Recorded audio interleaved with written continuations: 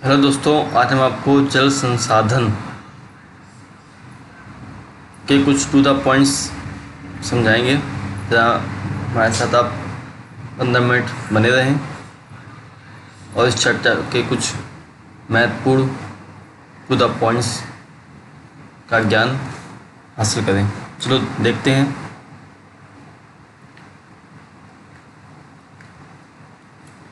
भारत में किस नदी बेसिन में भौम जल मतलब भूमि का जल का पुनः पूर्ति योग्य संसाधन का सबसे अधिक प्रतिशत है? वो है गंगा नदी बेसिन।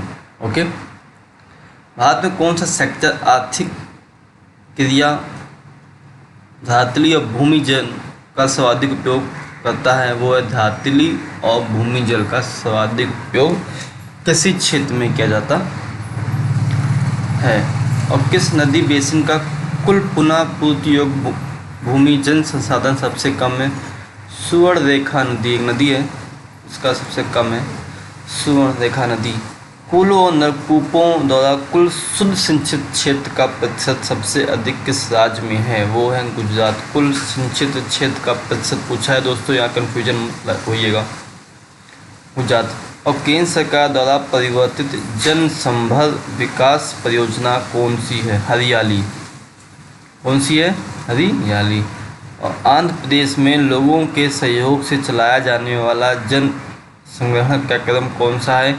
नीरू मीरू कार्यक्रम जल और आप।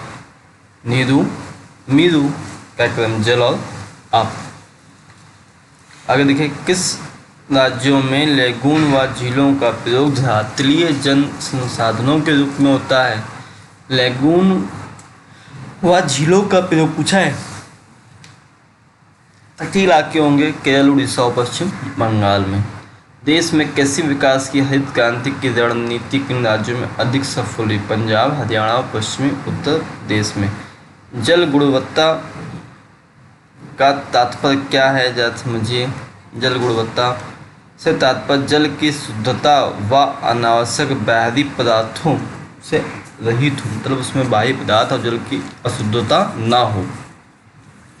और देश में अत्यधिक प्रदूषित दो नदियां कौन सी हैं? आपको पता है, बच्चे को पता है, गंगा और यमुना। जिनकी पूजा करते हैं वही सबसे ज़्यादा प्रदूषित हैं। दिल्ली से वाराणसी में मध्य गंगा नहीं पर स्थित दो गंगा नदी है, सॉरी नहीं लिखा है, नदी पर स्थित दो महानगरों के नाम बताइए जो अत्यधिक प्रदूषित हैं। कानपुर और इलाहाबाद। राष्ट्रीय जल संसाधन की गुणवत्ता का मॉनिटरिंग करने के लिए कौन सी दो कंपनियां नियुक्त की गई हैं? तथा केंद्रीय नियंत्रण बोर्ड और राज्य प्रदूषण नियंत्रण बोर्ड। और भारत में जल संभल विकास की शुरुआत किस क्षेत्र से हुई थी भैया? महाराष्ट्र में हुई थी, अहमदनगर जिले में राणेगांव सिद्धि गांव से। प्रदूषण में जल के किन्हीं दो स्रोतों का नाम बताइए। भारत में जो जल प्रदूषण होता है उनके दो स्रोत कौन से हैं? दो नहीं, आप 10 बता देंगे। वाहित मल निपटान वही करते हैं, सब मतलब वहीं पर डाल देते हैं। नगरीय वाही जल, नगरों का पूरा जल, उद्योगों से निकला हुआ गंदा विषाक्त जल, नाभिकीय ऊर्जा संयंत्र वाला भी जल, और किसी भूमि के ऊपर से बहता हुआ जल। राजस्थान के अलवर जिले में चलाया जाने वाला जल संग्रहण कार्यक्रम कौन सा था? अलवर जिला है तो अलवारी पानी संसद था। और किस राज्य में घरों में जल संग्रहण संरचना को बनाना आवश्यक कर दिया गया था? ऐसा है कि राज्य है भैया? तमिलनाडु। कहा गया था अपना अपना जल संग्रहण बनाइए, नहीं तो समझ लीजिए। और राजस्थान में वर्षा जल संग्रहण ढांचे किस नाम से जाने जाते हैं? कुंड और टांका। यमुना नदी किन दो शहरों के बीच सबसे अधिक प्रदूषित है? दिल्ली और इटावा। इटावा और दिल्ली के भैया यमुना नदी जो है ना कुछ ज़्यादा ही प्रदूषित है।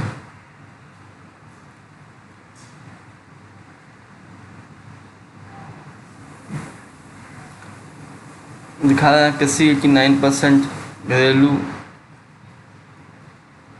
औद्योगिक क्षेत्र 2%,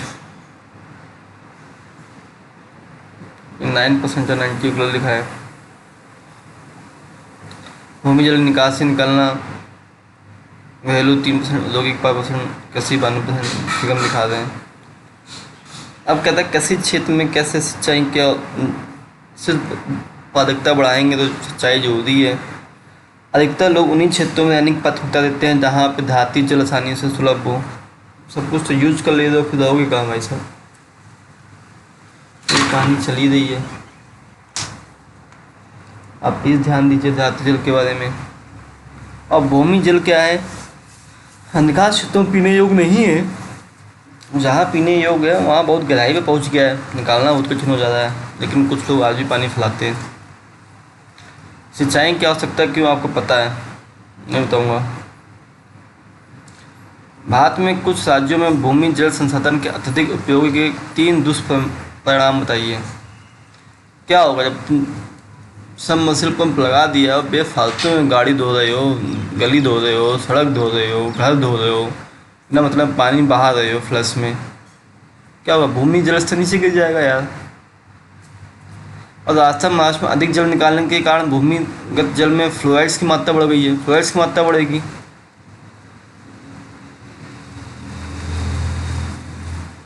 जल स्तर नीचे चला जाएगा, पानी को प्राप्त करने के लिए अत्यधिक ऊर्जा लगेगी, वो भी परिणाम है खराब। वर्षा जल संग्रहण में आपने क्या किया? विभिन्न उपयोगों के लिए वर्षा के जल को रोकने और एकत्र करने की क्रिया और विधि ही वर्षा जल संग्रहण कहलाती है। क्या होगा? जल संग्रहण करेंगे तो भैया पानी की उपलब्धता बढ़ जाएगी। कहाँ का यूज कर लोगे? इकट्ठा कर लोगे, सिंचाई में यूज कर लोगे, पशु नहा लेंगे, पी लेंगे। भूमि का जल स्तर नीचे नहीं जाएगा, मेंटेन हो जाएगा, मिट्टी नहीं कटेगी, बाढ़ नहीं आएगी। फ्लोराइड्स और नाइट्रेट जैसे जो संदूषक हैं उनको कम करके हम भूमि की गुणवत्ता बढ़ा लेंगे। ये फायदा रहेगा। जल संसाधन की आवश्यकता क्यों है? वही है, अलवणीय जल की घटती उपलब्धता हो जाएगी, शुद्ध जल की बढ़ती मांग हो जाएगी और जल के स्थानिक एवं ऋतुगत असमानता हो जाएगी।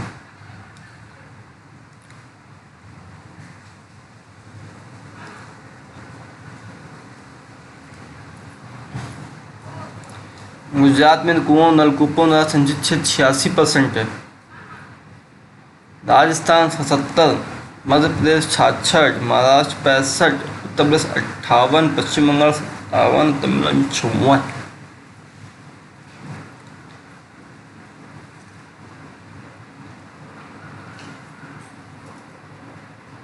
तमिलनाडु में कम क्यों है भैया? नहरें निकाल कर सिंचाई की जाती है, कुएं खोदना मुश्किल कार्य है, इसलिए पठारी क्षेत्र है। जल संभल प्रबंधन क्या है? धरातली एवं भूमि जल संसाधनों का दक्ष परिवर्तन, बहुत अच्छी तरीके से प्रबंधन, जिससे कि व्यर्थ ना हो, ऐसा प्रबंध किया है जो व्यर्थ ना जाए, यूज हो, वही जल संभल प्रबंधन कहलाता है। इसमें क्या है? इसमें भूमि, जल, पौधे, प्राणियों, मानव संसाधनों के संरक्षण को विस्तृत रूप में शामिल किया गया। हरियाली केंद्र सरकार द्वारा चलाई गई विकास परियोजना है, जल संभल परियोजना। इसके कारण क्या? पेयजल की समस्या को दूर किया जाता है। वनारोपण, मत्स्य पालन, सिंचाई की सुविधा भी प्राप्त करते हैं। नीरू मेरू आंध्र प्रदेश में चलाया गया, जिसका मतलब है जल और आप स्थानीय लोगों की संरक्षण की विधि। अरवारी पानी संसद राजस्थान के में चलाया गया। तमिलनाडु में घरों में जल संग्रहण करना आवश्यक कर दिया गया। हमारे देश में जल संसाधन की समस्याओं से जूझ रहे हैं। जल की उपलब्धता में कमी हो रही है, जल के गुणों का ह्रास हो रहा है, जल प्रबंधन हो रहा है, जागरूकता एवं जानकारी का अभाव हो रहा है। जागरूकता एवं जानकारी के अभाव की कहानी ये है कि भैया जो फालतू में पानी फैला उसको मना कीजिए कि लड़ाई होने लगेगी, थोड़ा लड़ लीजिए, क्या जा सकता है, लेकिन पानी फैलने से तो बंद कराएंगे। जल संसाधनों की कमी के कारण क्या है? अत्यधिक उपयोग पता है आपको। नगरीय क्षेत्रों का धरातल कंक्रीट युक्त होना। हाँ, थोड़ा के पानी फैला हुआ तो क्या होगा? नीचे जा रहा है, उड़ जा रहा है। वर्षा जल संग्रहण के संदर्भ में जागरूकता में कमी। भैया कहीं तालाब वालाब थोड़े से खुदे हैं, आप ज़्यादा खोद दीजिए, पानी ठहर जाएगा, स्टोर हो जाएगा, आगे काम आएगा। यही सब है। वैधानिक उपाय क्या क्या? जल अधिनियम 1974 में आया था, पर्यावरण सुरक्षा अधिनियम 1986 में आया था और जल उपकर अधिनियम 1977 में आया था। ये याद रखने की चीज़ है।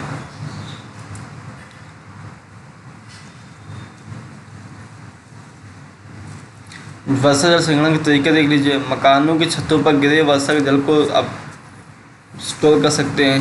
खेतों, गांव और तालाब में सीढ़ीदार खेल बनाकर, रोक कर, बांध, जल रिसाव, तालाब, वन रोपण करके, जिलों द्वारा जल संरक्षण करके, पुनर्भरण कूप द्वारा जल संग्रहण करके और सर्विस को द्वारा जल संग्रहण करके और जल संभव प्रबंधन द्वारा जल संग्रहण करके। ये वही सब चीज़ें हैं जो आप जल को कैसे बचा सकते हैं, उसका प्रबंधन कैसे कर सकते हैं, उसका संग्रहण कैसे कर सकते हैं, उसका संरक्षण कैसे कर सकते हैं। इस चैप्टर में बस यही बताया गया है। 3 नियम थे, जल अधिनियम 1974, पर्यावरण सुरक्षा अधिनियम 1986 और जल उपकर अधिनियम 1977। ये सब चीज़ें इंपॉर्टेंट हैं जो कि कभी ना कभी काम आती रहेंगे। फ्लोराइड्स, नाइट्रेट्स की जो बढ़ती मात्रा है जल में वो कम हो सकती है, इसीलिए आप जल को संभाल कर रखिए, फालतू में उसको बर्बाद ना करें। आप सभी का बहुत ही बहुत धन्यवाद।